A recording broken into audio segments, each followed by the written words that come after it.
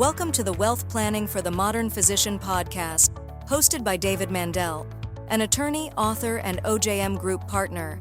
We share real-world financial lessons from physicians and insights from experts to impact your bottom line. Check the show notes to get a free copy of our newest book, Wealth Strategies for Today's Physician. Now, over to David.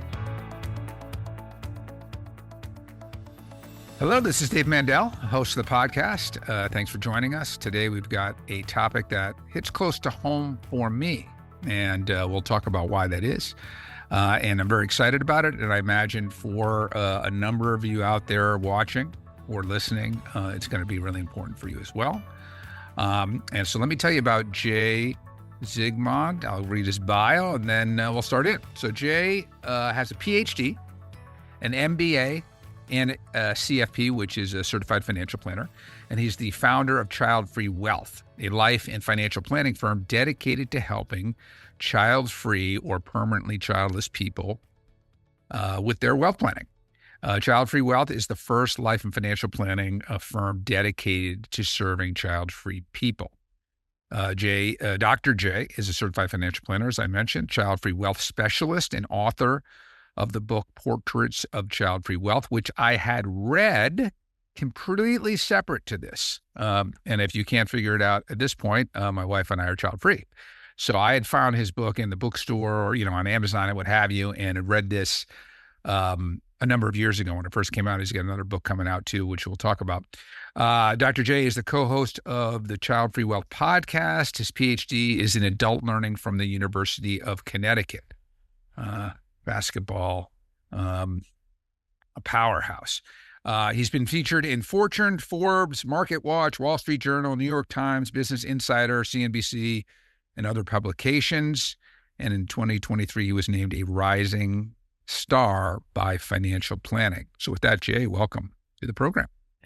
Hey, thanks for having me. Excellent. Yeah. So, no lie, I had read Jay's book, and I think he had a podcast agent contact me and say, hey, I think Jay might be a good guest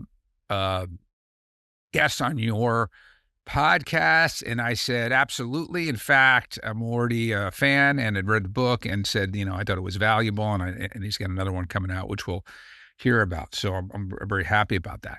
So here we're going to talk about child-free wealth planning. And so for, a lot of you docs watching and listening, it may be irrelevant. You may have a ton of kids, but imagine there's a bunch of you who are in the position that my wife and I are, which is we chose not to have children. There are some of you who maybe have tried and had, medical issues and that just wasn't on the table. There may some of you who watching and listening who are single and may remain single and want to be.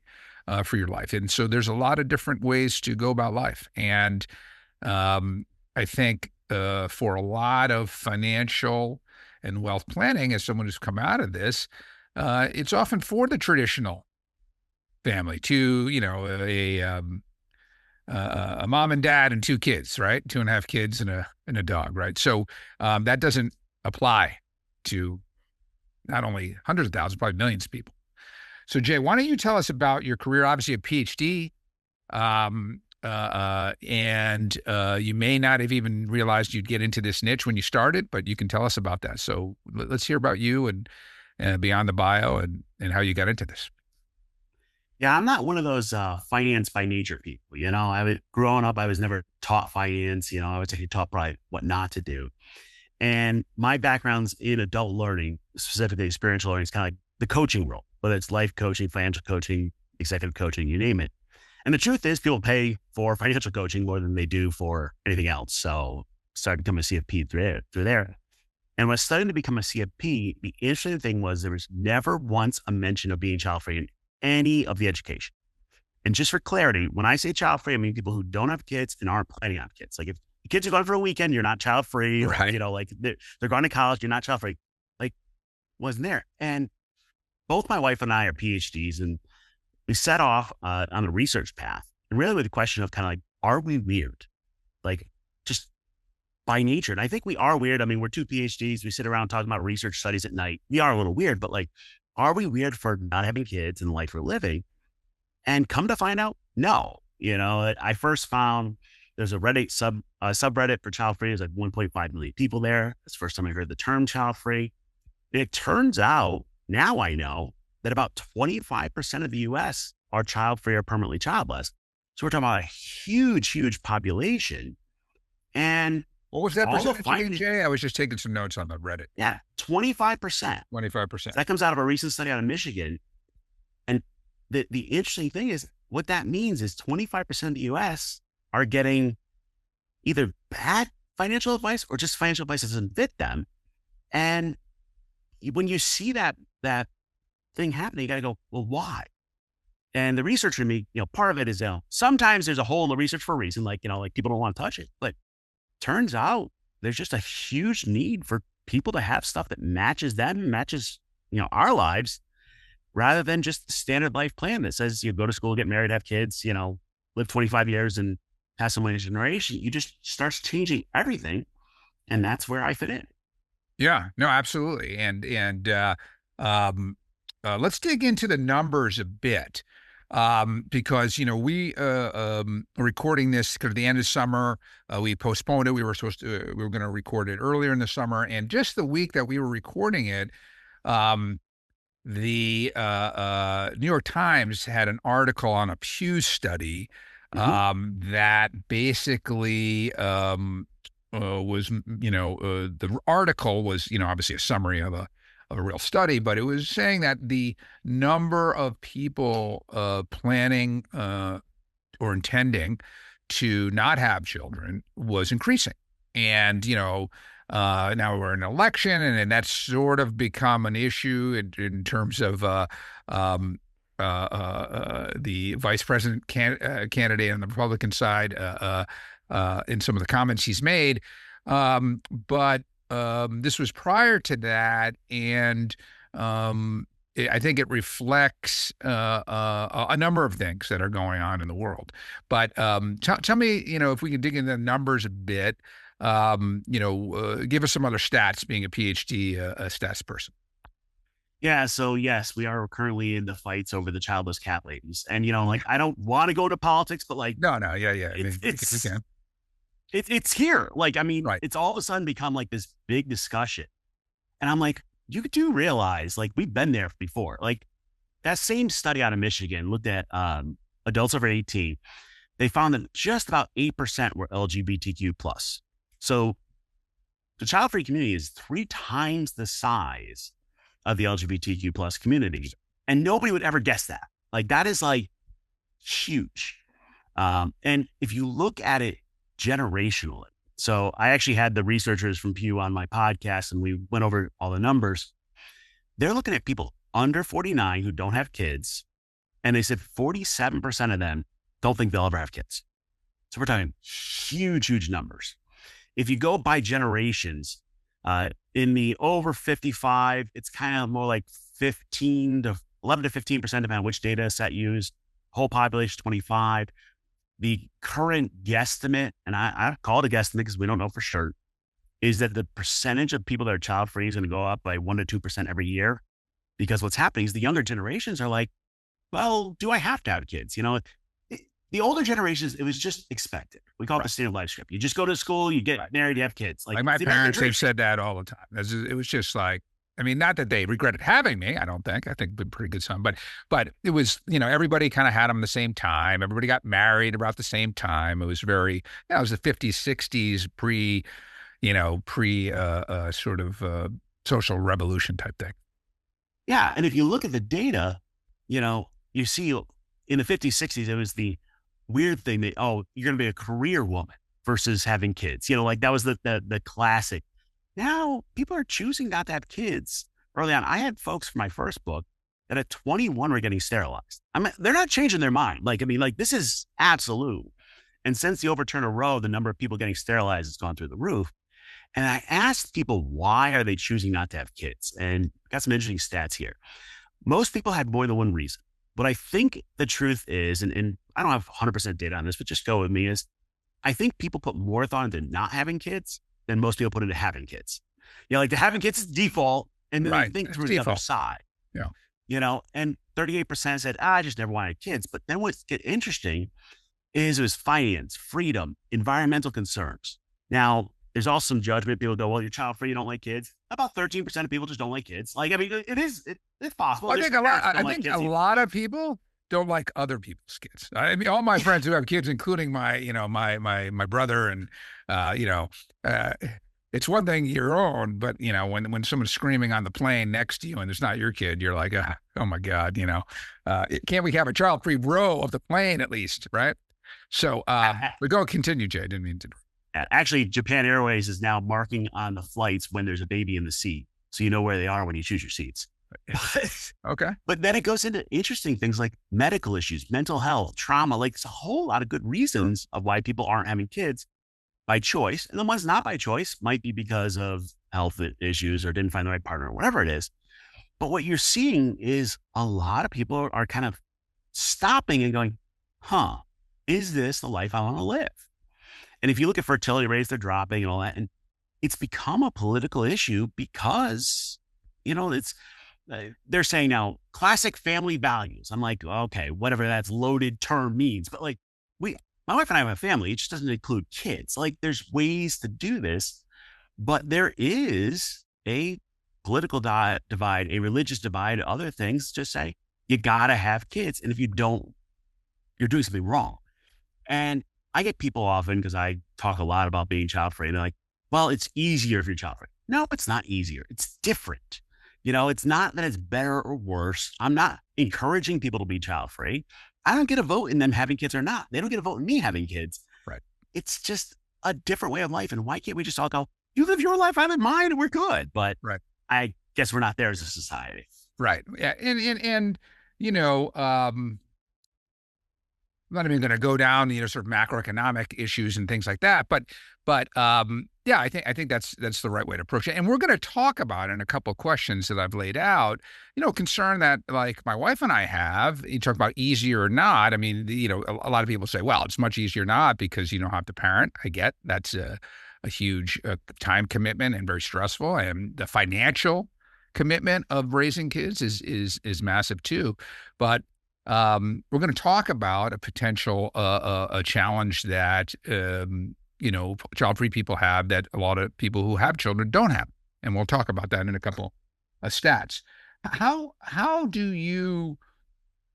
What are the ways it impacts financial planning? We'll talk. I want to get to sort of as you're elderly and things like that, but in the sort of the core of life, what are the ways you see it being child-free impacting planning for clients that if they didn't fit that they might get different advice? Where does that come up? Yeah. So the way we say it is living a life of child-free wealth means you have time, money, and freedom to do what you enjoy. It doesn't necessarily mean you're rich. So like, income disparities still exist. Net worth, the Pew study did find that the net worth was higher for child-free folks. One of the interesting things is in the Pew study, they found that the gender gap disappears with child-free folks. So, when you talk about men, women, the difference in income is a couple $100 versus thousands of parents. Huge difference in the gender gap. That's just a separate study we got to get to. But what I really look at is I start at the end of life and work my way backwards to my child-free folks. You're going to be living a different life, and it's going to end up at different outcomes. So most of my child-free clients, passing on money to the next generation is not a goal. The way I say it, if my nephews get 10 grand or 100 grand, that's fine. If they get $1 million, I probably made a mistake. I should have given it to them earlier. Like if I'm 90 and they're 60s, it doesn't make any sense. So they're kind of embracing that die with zero. Well, if you don't want to have the highest net worth to pass on to the next generation, that starts changing everything before. And then we start adding on, okay, yeah, we have to have a plan for long-term care. Most child-free folks that I work with don't want to do the standard retirement. They'd rather kind of cut back on work or do a passion career or make work optional. Things like life insurance has very little value to child-free folks. Disability insurance has a bigger value, long-term care insurance. It really just starts changing a lot of the basic assumptions. So if you go to a financial planner, they do the Monte Carlo exercise. That's what they're really doing Monte Carlo, going 1,000 simulations with the chance of not running out of money. Right. So for child-free folks, that's flipped. Right. And it's also all the other things that are built in the system. For example, 32% of child-free or childless folks will never marry. They might be in a couple, but they're not married. Well, put them in the financial planning software, they're automatically married. Like it just assumes they're married. Like it's all of these things And that the it's tax implications, married filing jointly versus married filing, separately, yes, I get it. Yes, it makes sense. it starts changing everything. And the other fun one are kind of like the weird stuff that happens to child-free folks. Like for example, we have a program we call the 8 No Baby Steps. And no baby step 7 is what's your plan for your parents? Because you often get, well, you don't have kids, so you can take care of mom. Like there's these Yes. these weird things that happen. And because you have a lot more flexibility, a child-free person's financial plan changes like the wind. It's normal for somebody to call me up. I had somebody the other day. Hey, I got a job offer in Korea. I want to move there. And I'm like, well, that wasn't on the list anywhere, but okay. And that's just a Tuesday, just like, sure, let's throw everything up in the air. That's normal. And it's not the standard plan, where things like even buying a house is a choice for a child-free person, not a requirement, because they're living a different life. The way we end up doing it is we plan for their life first, then their finances, which is backwards of the way it's normally done. Yeah. One thought that I wrote down here is, obviously, OJ, some people might be thinking, hey, why are you having Jay on? I mean, in some ways, he's a competitor to you, right? You guys both manage wealth, et cetera. And there's certainly a subset of our clients, most of whom are physicians, but not all, who don't have kids and won't. I'd like to think that we can, and I know that we do, even for myself, able to incorporate a lot of the things you're talking about into, what we're doing. Like we don't it's not a standard plan for everybody and not everybody's married and kids. And one of my points is, I have plenty of clients who have kids who are like, either once I paid for college, that's it. It's as if I'm child free from a financial point of view, right? Because some of my kids may not have kids. They may be child free, so I don't have grandkids and I'm not thinking about that. Or there's a certain amount that I've already funded in a trust for kids and grandkids. So in a sense, my financial planning now is child-free planning because I've done it all. I don't want to over spoil my kids or my grandkids. I don't want them to be trust fund kids. So I've done it. And now I can die with zero, right? So a lot of these concepts you're talking about even can apply to the docs listening or watching this, if depending on their goals in terms of what they want to provide for younger generations and what their planning is. And so we have plenty of clients who could give more to their family, but they say, no, that's enough. I don't want to have this turn in their view, and I happen to agree with it. But again, I don't put this on any clients. There's an amount of which you're maybe not doing a favor by giving more to them. I know some of the least responsible, least effective, least sort of competent people I know are trust fund people. They never had to really learn discipline or to do anything, just get up in the morning. So I think my big point here is that some of the things that you work with clients who are child-free can be applied even to clients who have kids and grandkids in terms of their long-term planning, work backwards. Okay, that was one thought I had. But I want to focus on now for a second something that comes up, and I told you this when we first talked between my wife and I. She's not much younger than me, but she's younger than me. And the statistics are, certainly that she will outlive me, perhaps by a decade or more. Maybe 2 decades. Who knows? I mean, I'd like to live long, but one never knows. And those who know me know my father passed away this year. He was on the podcast at the beginning of season 4. He was a physician, practiced 50 years. And, my mother is local and they're lucky to have us and we're lucky to have them around to help them. But one of the things my wife, often says to me is like, who's going to take care of me? Right. And this is what I was talking about before, a challenge that people who have kids and grandkids say, again, not everybody gets along with their kids or grandkids. People move across the world. So it's not an automatic that you're going to have a big family. You're going to have people taking care of you. Right. But it's a higher chance, certainly, than someone like my wife and I who don't have kids. Now, maybe our nephews, we keep a good relationship with them and all that, and they are local, but who knows? So there's risk to everybody, but there's certainly a higher risk to folks who don't have kids and who especially, let's say, are single who don't have a spouse, and as they age and have health issues and have, issues in terms of power of attorneys and capacity, and be able to make decisions. I've talked about how I think that there's just a huge opportunity to provide help to folks like that. So tell me how that impacts, your career, like what you're doing for clients and the places you lecture at, and tell us what's sort of where we are with that these days. Yeah. The child-free folks, we get the question often, like, who's going to take care of you when you're old? Right. I got a kind of love-hate thing with this question. Yeah. Yeah. And what I hate about it is when people ask you that implies they're expecting others to take care of that. Like, oh, I have kids, so that's automatically going to take care of me. Let me give you the stat on this. U.S. Census looked at adults over 55, and in childless adults, they found that 2.5% got any financial support from their family. So that's like nothing. But they looked at adults over 55, and they looked at parents, and they found that 1.5% got any financial support from their family. So the truth is, you all have to worry about long-term care. You're just pretending like your kids are going to take care of this. I worked as a medic for many years, and you go to nursing homes, and man, there are people that barely get visited on Christmas and their birthday. The difference is for child-free folks, we know we have to figure it out. We just have to. So for people like your wife, where I end up is you are 100% right. The soloist is what we call them, the single, no kids. It's the hardest. In actuality, long-term care is most expensive for single women. So there's a whole bunch of issues there. But my goal with my clients is to have a plan for their long-term care by the time they're mid-40s. So that means either money set aside or long-term care insurance, or some type of plan to pay for it. That's actually the easier part. Now, by the way, expensive, but the easier part. That's a math problem. Right. In general, if you have less than $500,000 net worth, you're going to end up on Medicaid. If you got between $500,000 and $3 million, we can look at a long-term care policy. If you got over $3 million, you probably could sell insurance. That's just a math problem. Right.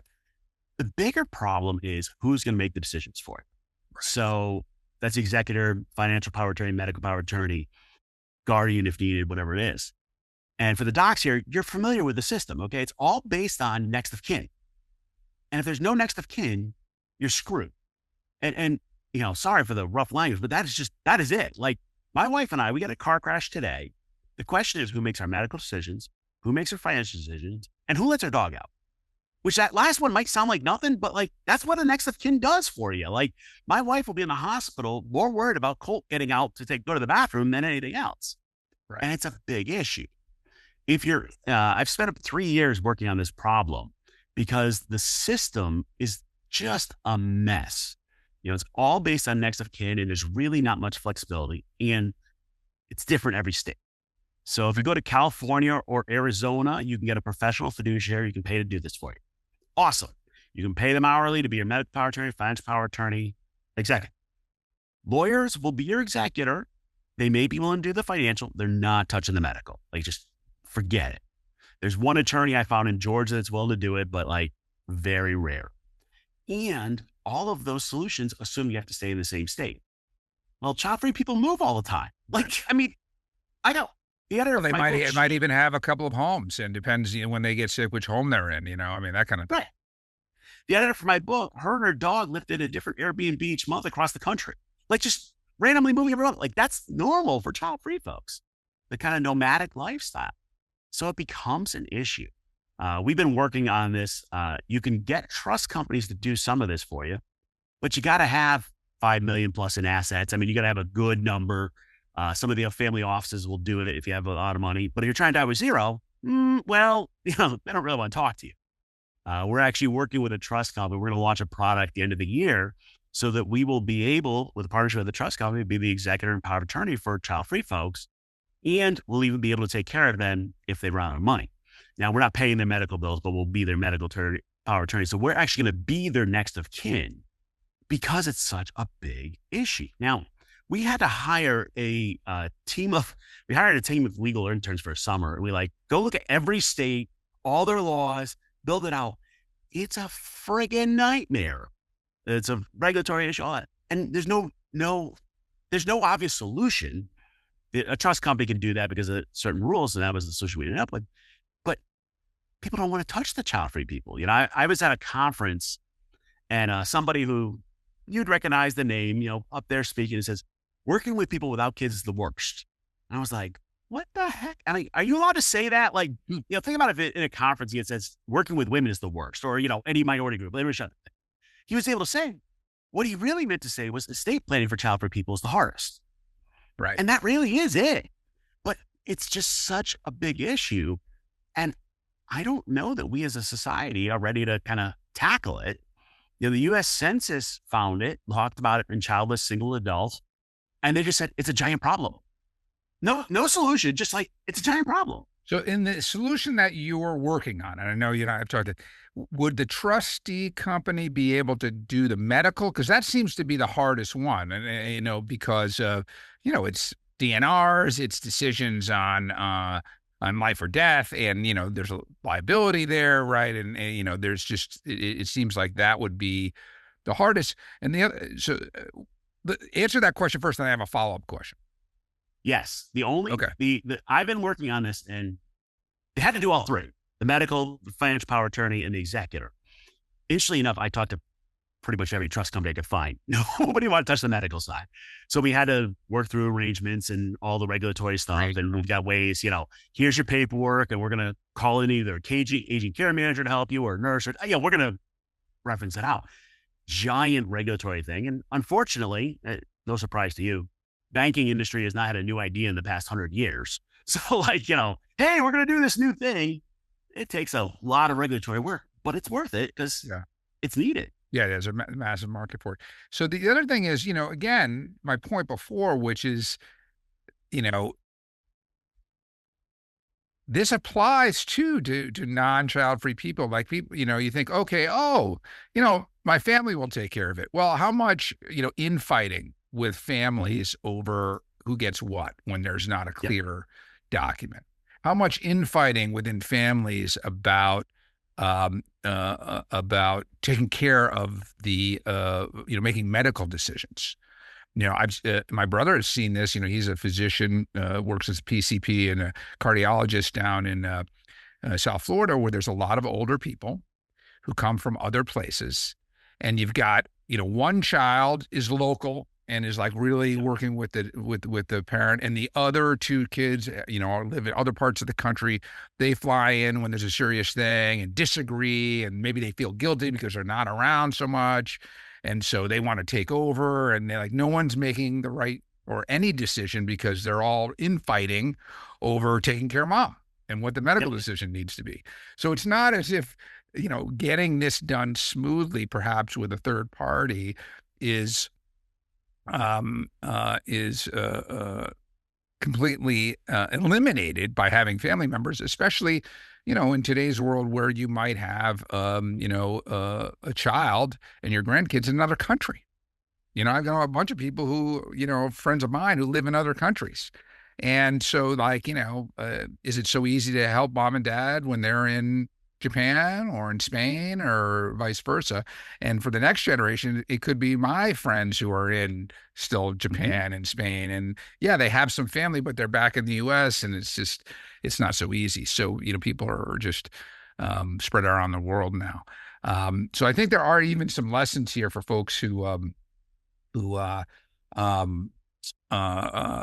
kids. And because, this is not just solved by having relatives. Some of these issues are important. So I obviously you and I, you're going to keep me posted on what's going on with your venture, and I'm very interested.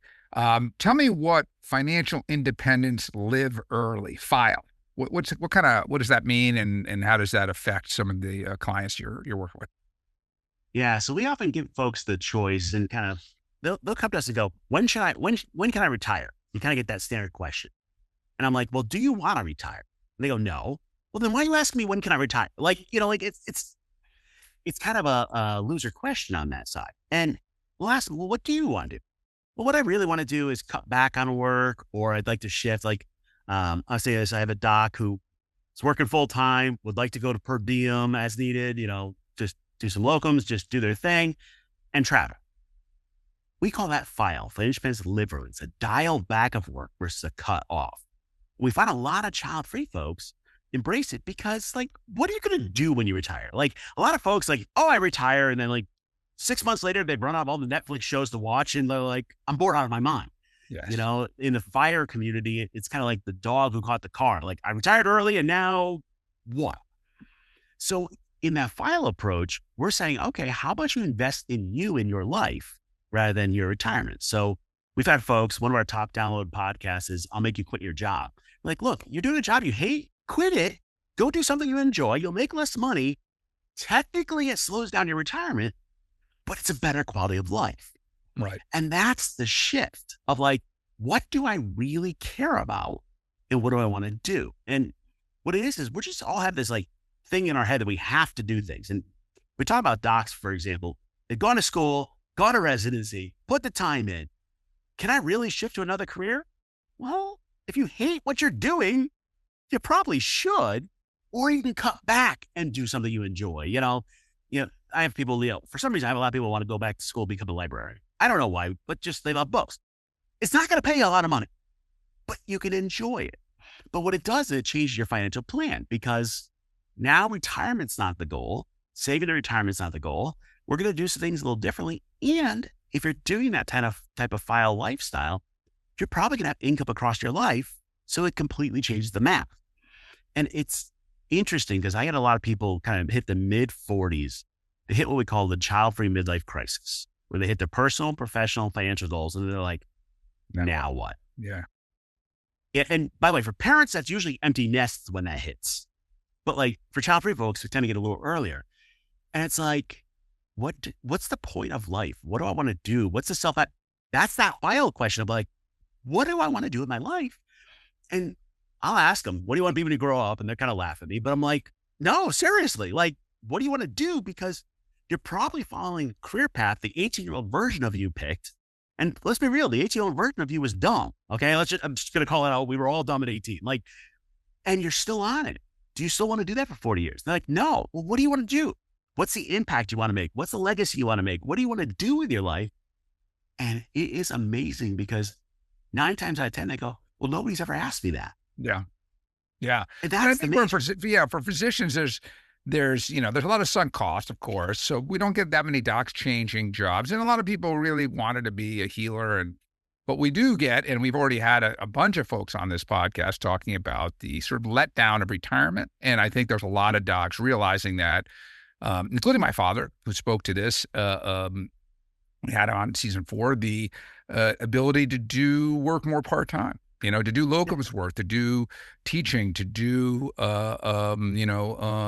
medical case review or expert witness work, and it doesn't have to be all or nothing. Now with certain things, surgery, et cetera, it may be that way, but you could got away to a surgeon on who was disabled and, saw patients, but didn't perform surgery anymore. That was episode earlier this year. So, really helpful. As we close here, Jay, give us some resources, talk about your new book, and give us some other resources. You mentioned that subreddit, which I made a note of. I might tell Sheila about that.